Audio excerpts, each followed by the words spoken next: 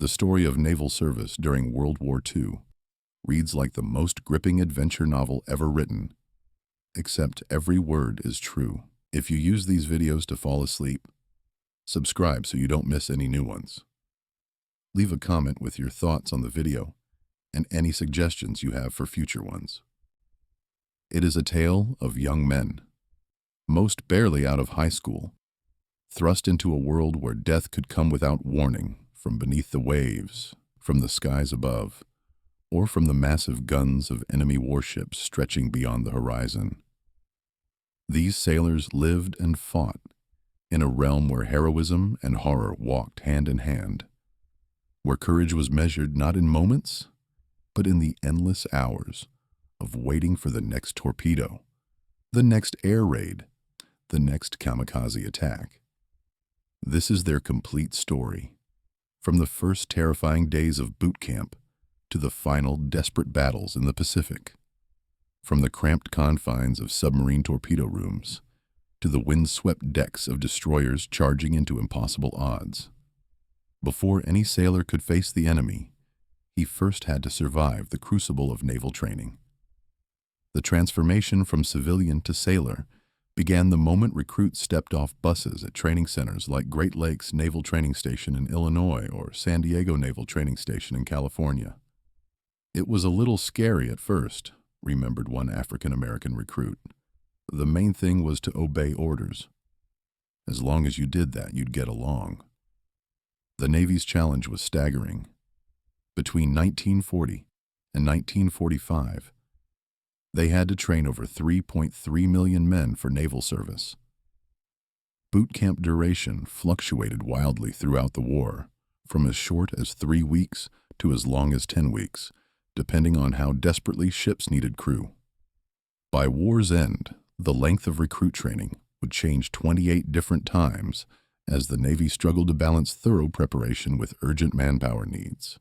The process was designed to break down individual identity and rebuild it as part of a naval unit. New recruits turned in their civilian clothes, received serial numbers, had their heads shaved, and began sleeping, eating, and training as a group. When you go through boot camp and they pass you, recalled Ben Quintana from Mississippi, you're ready to fight anything.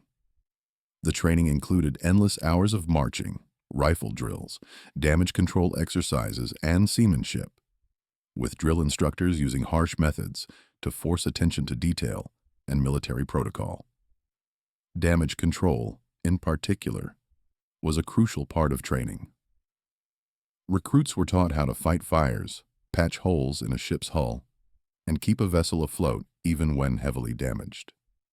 This training would later prove vital in battles where ships were hit by torpedoes or bombs, with crews working tirelessly to save their vessels. For many young men, especially those from rural America, boot camp represented their first time away from home. The culture shock was immense.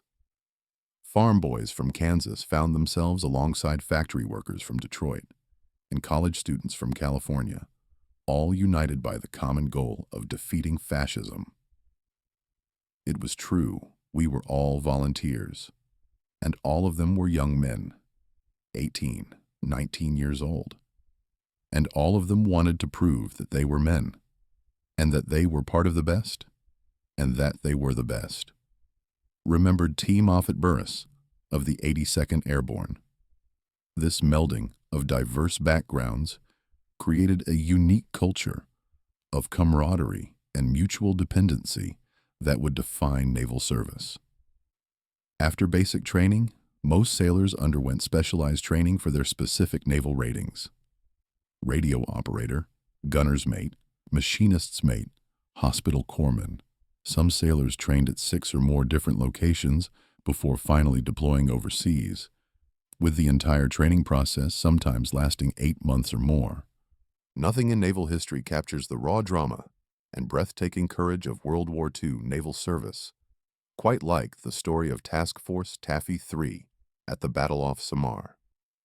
Picture this: dawn breaking on October 25th, 1944, off the Philippine coast. Electrician's mate, Orville Bethard, stands on the flight deck of the escort carrier USS St. Lo, scanning the horizon for what their patrol planes had reported as unidentified ships. The morning mist begins to lift, and shapes emerge from the haze. Our signalman started blinking a message to the ships on the horizon to find out if they were friend or foe, and they didn't answer. And after a few minutes, boom! They started shooting at us. Well then, we knew who they were. Bethard later recalled, with the vivid clarity that only comes from facing death. What Bethard and his shipmates saw emerging from that morning haze was the stuff of nightmares. 4 Japanese battleships, 8 cruisers, and 12 destroyers, including the mighty Yamato, the largest battleship ever built, bristling with 18-inch guns that could hurl shells weighing as much as small cars. Arrayed against this steel armada were 6 tiny escort carriers, 3 destroyers, and 4 destroyer escorts, ships designed to hunt submarines and provide air cover, not fight battleships. The mathematics were terrifying. On paper, it should have been a massacre. The Japanese force outgunned the Americans by a factor of 10 to 1. The Yamato alone displaced more than twice the tonnage of all the American destroyers and destroyer escorts combined. Yet what happened next became the stuff of legend, a David and Goliath story that would inspire generations of sailors.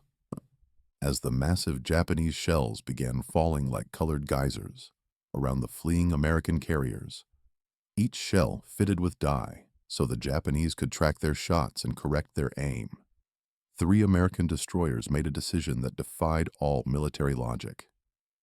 Rather than retreat, they charged directly at the oncoming battleships. Commander Ernest Evans aboard the USS Johnston didn't wait for orders.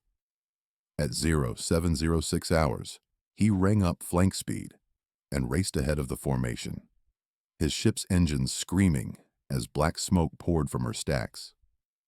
Without hesitation, Evans launched a torpedo attack against odds that would make a Las Vegas gambler weep. 10 torpedoes streaked through the water toward the Japanese cruiser Kumano, and at least one found its mark, blowing off the enemy ship's bow. But the Johnston's heroics came at a price. 3 14-inch shells from the battleship Congo smashed into the little destroyer, knocking out her rear guns and severely damaging her engine room. The first hit blew off Evans's shirt and 2 fingers, peppered him with shrapnel, and knocked him unconscious. When he came to, his ship was barely able to steam, but Evans continued fighting. For the next hour and 10 minutes, this single destroyer took on 8 enemy ships, darting between shell splashes like a mongoose fighting cobras. The USS Hull joined the impossible fight, her captain ordering all ahead flank, attack enemy battle line, as she raced toward the Japanese formation. Despite taking over 50 hits from every caliber of enemy gun, the Hull continued firing until her main battery was destroyed and her engine room flooded. The USS Samuel B. Roberts, a destroyer escort with only 2 5-inch guns, somehow managed to get close enough to fire her torpedoes at point-blank range, crippling the heavy cruiser Chikai. She then engaged in a broadside duel with the much larger cruiser Chikuma, like a lightweight boxer taking on a heavyweight champion. The Samuel B. Roberts fought with such ferocity that Japanese observers thought they were facing a heavy cruiser. Her crew fired so rapidly that their 5-inch guns glowed red hot and eventually jammed. When they ran out of armor-piercing shells, they loaded high-explosive rounds and continued firing. One sailor later recalled, "We weren't supposed to be able to hurt those cruisers, but we were making hits and seeing explosions."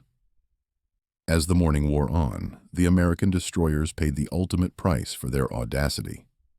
The Johnston, having expended all her torpedoes and most of her ammunition, finally succumbed to concentrated Japanese fire. Commander Evans, wounded and barely conscious, gave the order to abandon ship. The gallant destroyer took 186 of her crew down with her, including Evans, who would posthumously receive the Medal of Honor. Survivors, floating in the oil-slicked water, later reported something remarkable. As the Japanese destroyer Yukikaze steamed past the sinking Johnston, her captain could be seen on the bridge, standing at attention and saluting the American ship. It was a moment of respect between warriors, a recognition of courage that transcended nationality. Other Japanese ships lowered their flags to half-mast as they passed the sinking American destroyers. The whole met a similar fate, torn apart by over 50 hits from Japanese guns of every caliber.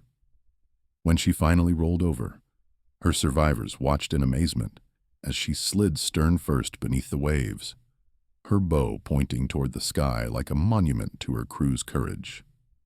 The Samuel B. Roberts, forever after, known as the destroyer escort that fought like a battleship, took her final hit when a Japanese shell penetrated her engine room, causing a steam explosion that broke her back. Of her crew of 284, 89 died and 120 were wounded. But their sacrifice had not been in vain.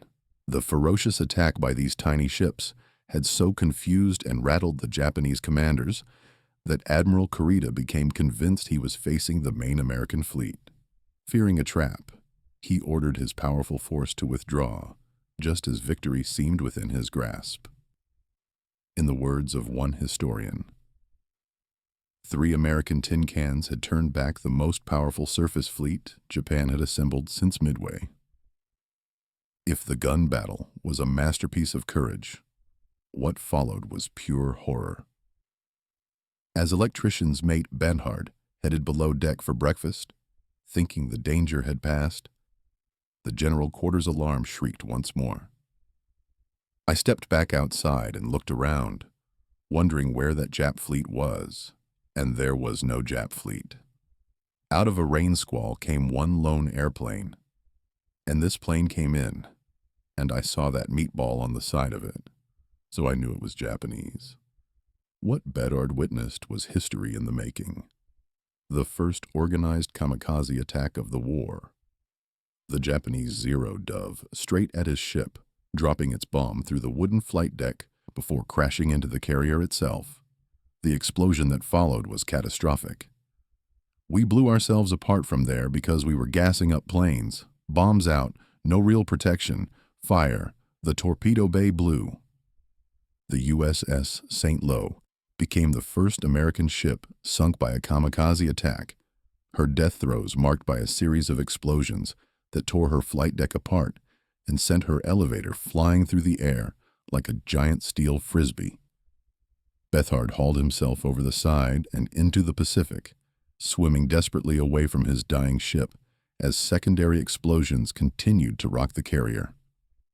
Of the 889-man crew, 746 survived, including Bethard, who was picked up by a destroyer escort after floating in the water for several hours. The kamikaze attacks represented a new and terrifying dimension of naval warfare. These weren't desperate pilots making last-ditch attacks. They were organized suicide squadrons, trained specifically to die. American sailors described the particular horror of watching planes deliberately crash into their ships, knowing that there was no way to reason with or deter an enemy who welcomed death. James Fahey, a seaman aboard the USS Montpellier, experienced one of the first mass kamikaze attacks in November 1944.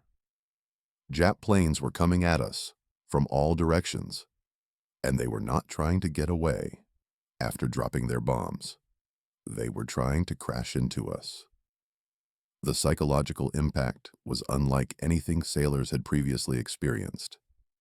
How do you maintain morale when facing an enemy who considers death in battle not just acceptable, but the highest honor? If the surface battles tested men's courage, the submarine war tested their sanity. No story better illustrates the particular hell of naval warfare than the sinking of the USS Indianapolis. After completing the top-secret mission to deliver components for the atomic bomb Titanium. The heavy cruiser was sailing unescorted through the Philippine Sea when two Japanese torpedoes, fired by submarine of 58, found their mark. The attack came at 12:14 a.m. on July 30th, 1945. The first torpedo struck near the bow, the second amidships. The mighty cruiser sank in just 12 minutes, taking nearly 300 men down with her. There was no time for organized abandonment. Men simply jumped or were thrown into the sea as the ship rolled over and disappeared beneath the waves. For the 900 sailors who made it into the water, the real nightmare was just beginning. Seaman Harold Bray, now the sole surviving member of that crew, recalled the horror. "At first I couldn't believe it was going down. How could something so beautiful sink? But she went down fast, real fast." What followed were 4 days and nights that would become legendary in naval lore. Not for heroism in battle, but for the sheer human will to survive. The men formed groups in the oil-choked water, some clinging to life rafts, others to debris, many with nothing but their life jackets. By day, the tropical sun baked them. By night, hypothermia chilled them to the bone. Fresh water was non-existent, and many men began drinking seawater, leading to salt poisoning that caused delirium and death. And then came the sharks. "I looked down, and they were just swarming around us," Bray remembered decades later. The oceanic white-tip sharks, drawn by the explosions and the blood in the water, began their systematic hunting. Every now and then, like lightning, a shark would come straight up and take a sailor and take him straight down, recalled survivor Lowell Dean Cox. "One came up and took the sailor next to me. It was just somebody screaming, yelling, or getting bit. The sharks became a constant presence, circling the groups of survivors like vultures. Men learned to kick furiously when they saw a fin approaching, and the metallic taste of fear became as familiar as the salt water they were forbidden to drink." Some survivors estimated that as many as 150 sailors may have died in shark attacks, though the exact number remains unknown. Perhaps worse than the sharks was the psychological breakdown. Men began hallucinating, seeing islands that weren't there, imagining the ship was still afloat beneath them. Some, driven mad by thirst and despair, would drag their comrades underwater with them as they died. Others simply gave up, removing their life jackets and slipping beneath the waves. "The worst part wasn't the sharks," one survivor later said. "It was watching good men lose their minds." Submarine warfare brought its own unique brand of terror. Life aboard these iron coffins tested the limits of human endurance in ways surface sailors could barely imagine. The statistics alone tell the story. Of the 16,000 men who served in U.S. submarines during World War II, 3,506 never returned, a casualty rate of 21.9%, the highest of any branch of the American military. During enemy depth charge attacks, crews endured hours of explosions that could be felt throughout the submarine, each blast potentially the one that would crush the hull and kill everyone aboard. One documented attack on the USS Tambor lasted 17 hours. 17 hours of sitting helplessly on the ocean floor while enemy destroyers dropped depth charges overhead. The submarine was repeatedly hammered by explosions that lifted it off the bottom and slammed it back down like a toy. In the cramped, stifling interior, men reported excessive physical weariness with headaches, lethargy, and sometimes heat exhaustion, along with severe gastric disturbances. The psychological impact of being hunted underwater, unable to fight back or escape, created intense stress reactions. During attacks, submarines enforced absolute silence, a cough, a dropped wrench. Even heavy breathing could give away their position.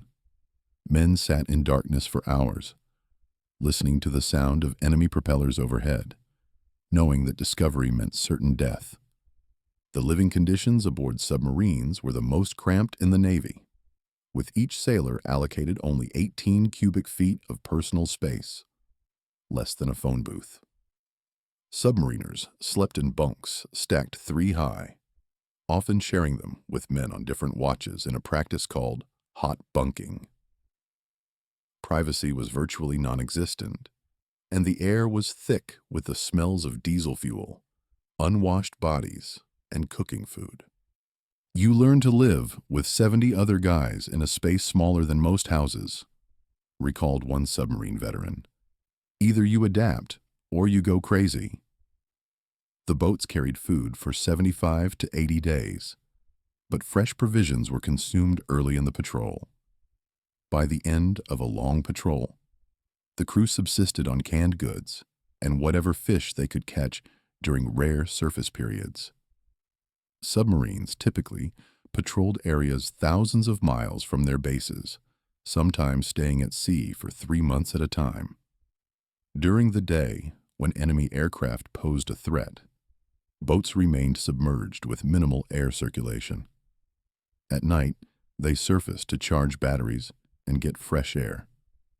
But even then, half the crew remained at battle stations. The psychological strain was enormous. During depth charge attacks, you just sat there and took it, remembered one veteran.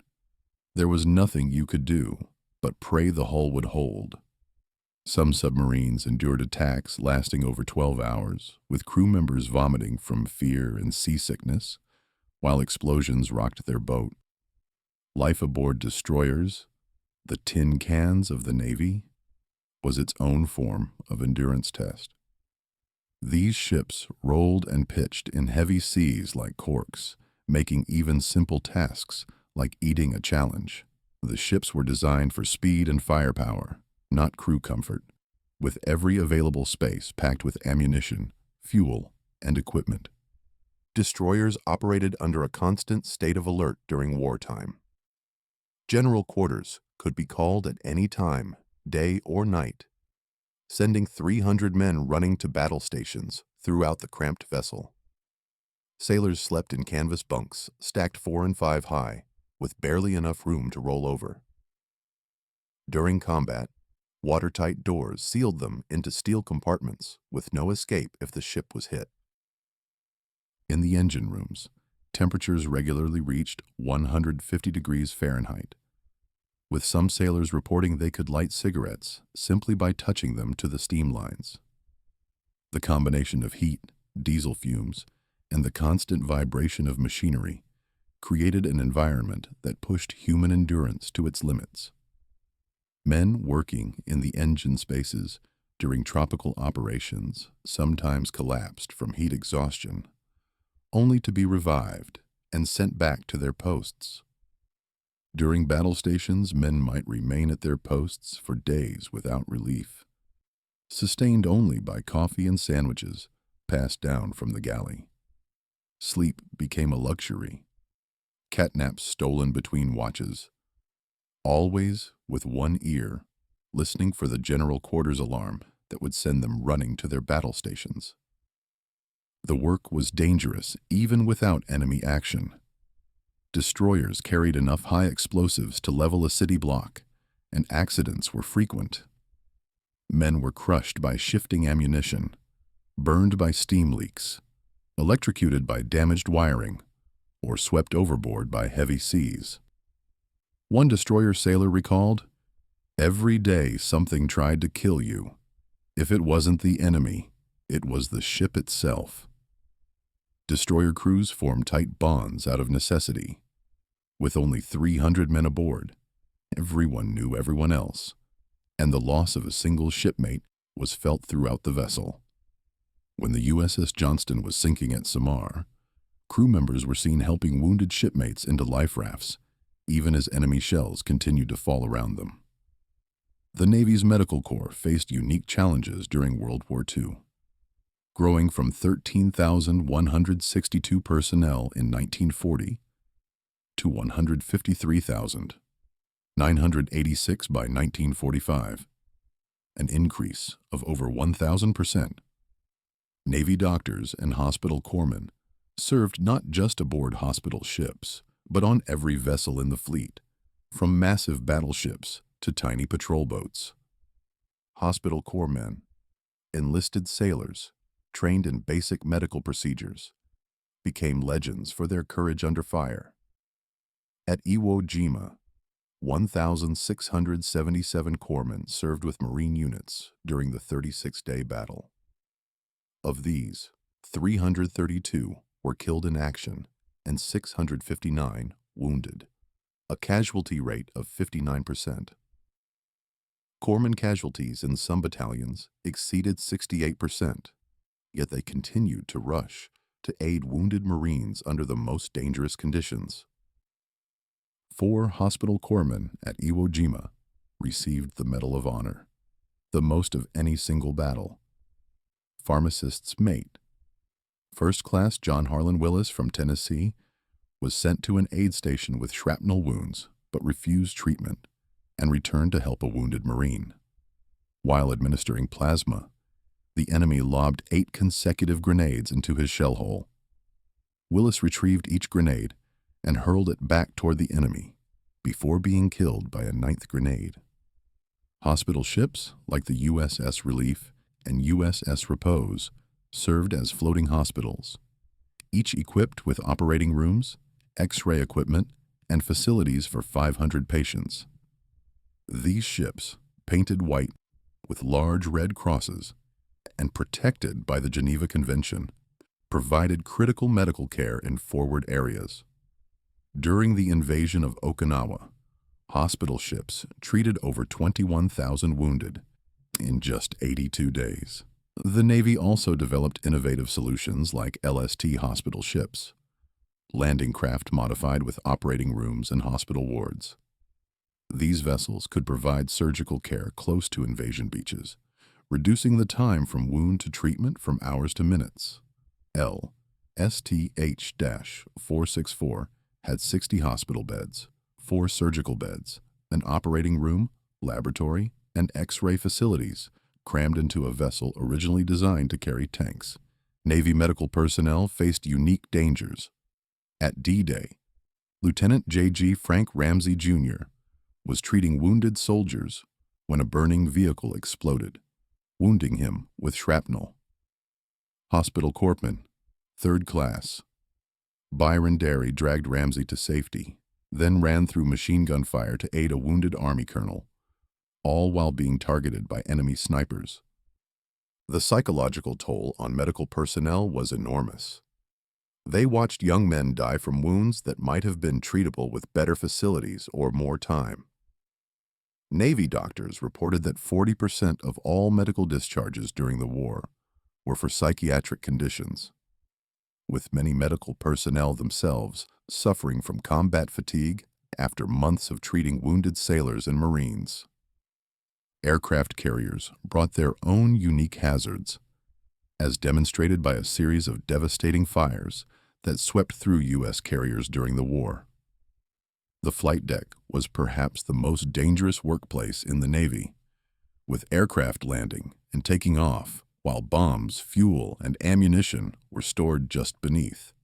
On January 14, 1969, the USS Enterprise suffered a catastrophic fire when a Zuni rocket was accidentally triggered by a maintenance unit's exhaust. The rocket exploded, perforating fuel tanks and igniting JP-5 jet fuel.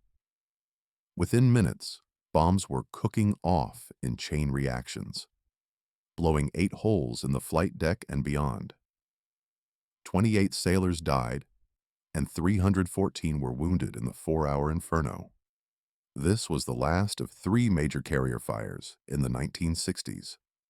Following devastating blazes aboard USS Oriskany, 44 dead, 156 injured, and USS Forrestal, 134 dead, 161 injured. The Forrestal fire was also started by an accidentally launched Zuni rocket, proving how deadly these weapons could be, even during routine operations. During World War II, carrier operations were even more dangerous. Aircraft landed without modern safety equipment, resulting in frequent crashes. Damaged aircraft returning from combat missions sometimes had no choice but to attempt landings with failing engines, damaged landing gear, or wounded pilots. Night landings were particularly hazardous, so dangerous that they were officially prohibited, though emergency conditions sometimes made them unavoidable.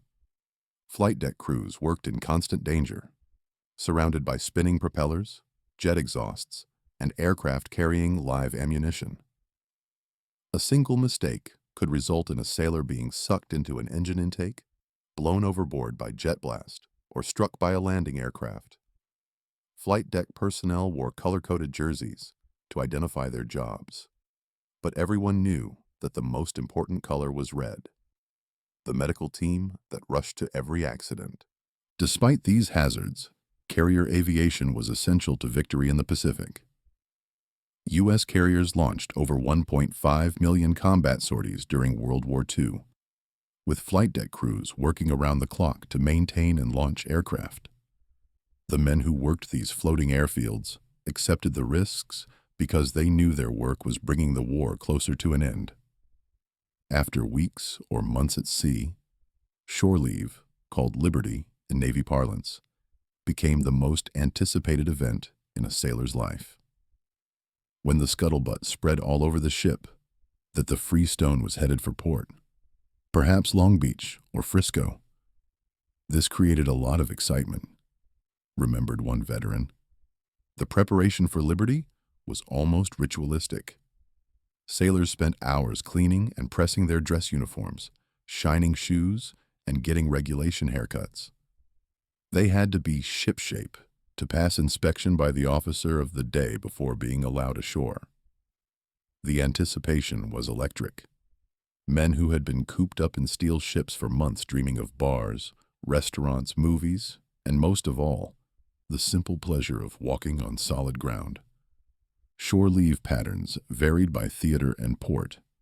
In Hawaii, sailors could enjoy beaches, fishing trips, and the exotic attractions of a tropical paradise. In Australia, they found welcoming populations eager to show hospitality to their American allies. In more remote Pacific islands, liberty might consist of little more than a few hours on a coral beach, but even that was precious after months at sea. Liberty call sounded. Yep, a bugle for that too. We were formed in something approximating a straight line, attired in white, unbelievably scrubbed by our lily-white hands, recalled one midshipman. The formal process of requesting permission to leave the ship, saluting the colors, and the officer of the deck, was part of naval tradition that connected these young men to centuries of seafaring heritage. Not all liberty was pleasant. Hotel Street in Honolulu became notorious for its bars and less reputable establishments. Some sailors returned to their ships with black eyes, torn uniforms, and empty wallets. Shore patrols roamed the entertainment districts, breaking up fights and arresting drunk sailors who had forgotten they were representatives of the U.S. Navy. After a fun liberty in town, we headed back to the Freestone to resume our usual duties. When back aboard, everyone had a story to tell, with lots of exaggeration and embellishment, of course, remembered one sailor. These stories became part of shipboard folklore, helping to break the monotony of sea duty and giving men something to talk about during long watches. Naval traditions served as crucial morale boosters and bonding experiences during the war. The most famous of these was the crossing the line ceremony, conducted when ships crossed the equator for the first time. Pollywogs, sailors who had never crossed the equator, were subjected to elaborate hazing rituals by shellbacks, experienced sailors who had crossed before. The ceremony involved King Neptune's court, complete with sailors dressed as mythical sea creatures, conducting a mock trial of the pollywogs. Charges were both creative and humorous. One sailor was accused of attempting to burn a man's tonsils with a magnifying glass, another of baiting a fish hook with candy in hopes of catching a mermaid. The hazing could be physically demanding and sometimes dangerous. Polywogs were forced to crawl through garbage-filled tunnels, kiss the royal baby's belly, usually the fattest sailor on the ship covered in grease, and endure various forms of good-natured humiliation. The ceremony could last 12 hours or more, but at the end, the polywogs became shellbacks, full members of Neptune's realm. Even during wartime, ships found time for these traditions. In August 1943, Corporal Charles Hopkins received his shellback certificate aboard the Army transport Nordam while en route to combat in the Pacific. The formal certificate, signed by the ship's captain, was carried in his wallet for the remaining 2 years of the war. Submarine crews developed their own traditions, including battle flags that commemorated successful patrols. These flags, sewn by the crew members themselves, featured patches representing different accomplishments. Enemy ships sunk, successful special operations, or simply memorable moments of camaraderie. The flag gave me a strong sense of accomplishment, as departments and crew members would come together to help guide its creation, recalled one submariner. The famous O'Kane cribbage board, passed down through submarine commands, represented the connection between wartime submarines and their World War II predecessors. The legend began when Lieutenant Richard O'Kane was dealt a perfect cribbage hand of 29 points aboard USS Wahoo in 1943. Odds of 1 in 216,580. 2 days later, he received a 28-point hand. Both hands preceded successful attacks on Japanese shipping, making the board a good luck charm that submariners treasured. Naval life was governed by strict routines that varied by ship type and mission. Aboard battleships and cruisers, the day began at 0400 with reveille, followed by the cooks reporting to the galley and general cleaning stations. Every activity had its designated time, from morning colors ceremony to evening tattoo and lights out. Destroyer crews lived under constant alert conditions, with battle stations called at any hour. Their routine was built around watchstanding, with 4-hour shifts that never ended. During combat operations, destroyers might remain at general quarters for days, with men catching sleep at their battle stations when possible. Submarine schedules were the most irregular, dictated by the need to remain submerged during daylight hours in enemy waters. We'd flip-flop our schedules so that most activity occurred during the night when the submarine could be on the surface and we could get fresh air, recalled one veteran. During the day, when submerged, most of the crew slept to conserve oxygen. The work was never ending. Ships required constant maintenance, chipping paint, swabbing decks, and maintaining equipment. If you weren't standing watch, you were working. If you weren't working, you were training. If you weren't training, you should have been sleeping, summarized one sailor. The Navy's philosophy was simple. Idle time led to low morale and discipline problems. Food became a crucial morale factor. The Navy worked hard to provide decent meals, with 4 meals a day and special treats like ice cream for holidays. Sailors were so devoted to ice cream that the Navy actually built floating ice cream factories to supply the Pacific Fleet. However, the quality varied enormously by ship type and location. Fresh food was consumed early in long deployments, leaving crews to subsist on canned goods and preserved rations. Perhaps nothing was more important to sailor morale than mail from home. Letters represented the connection to the world they were fighting to preserve, and mail call was often the most important event of the day. The physical distance from home and family, especially for ships stationed in remote Pacific bases, caused a noticeable drop in re-enlistments as early as 1940. Married enlisted men had been allowed to live with their families when in port before the war, but wartime deployments made this impossible. Chronic housing shortages for military families constantly eroded morale, and many sailors found themselves separated from wives and children for years at a time. Some men didn't see their newborn children until they were toddlers. The Navy established mail censorship programs to prevent sensitive information from reaching the enemy, but also to monitor crew morale. Officers read every letter, looking not just for security violations, but for signs that sailors were losing their fighting spirit. Love letters from girlfriends and wives were particularly treasured, often read and reread until they fell apart. Photographs became precious possessions, with sailors decorating their bunks with pictures of family, sweethearts, and home. Pin-up pictures of movie stars were also popular, representing an idealized version of what sailors were fighting to return to. These images provided comfort during the darkest moments of the war.